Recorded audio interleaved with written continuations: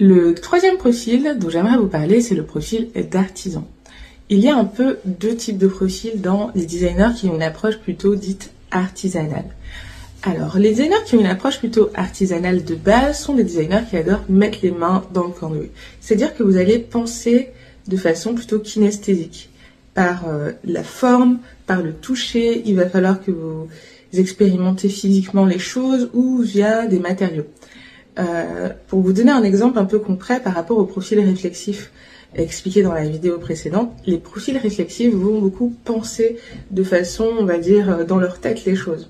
Les profils artisans, ils vont vouloir beaucoup les formaliser, c'est-à-dire les illustrer, montrer à quoi ça ressemble et surtout, à un moment, passer à l'action. C'est comme ça qu'ils se caractérisent.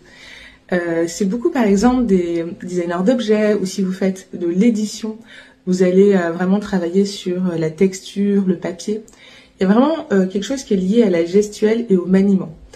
Donc ces types de profils sont plutôt à l'aise, et ça c'est hyper important pour vous, dans des Fab Labs, dans des lieux où il y a un atelier, où on va pouvoir faire, on va pouvoir pratiquer, co-construire aussi également, ou sinon vous allez rencontrer une sacrée frustration, où vous allez être trop dans la tête et pas aussi avec le corps.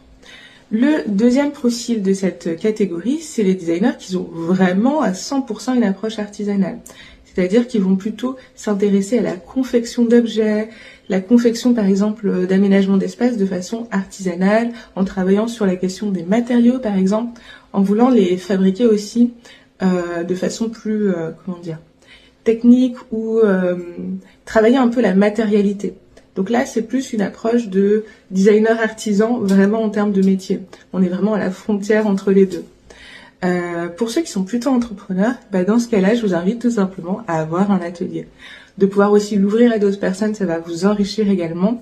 Mais ça, c'est vraiment un must-be et un indispensable. En tout cas, on se retrouve dans une autre vidéo pour découvrir le quatrième profil.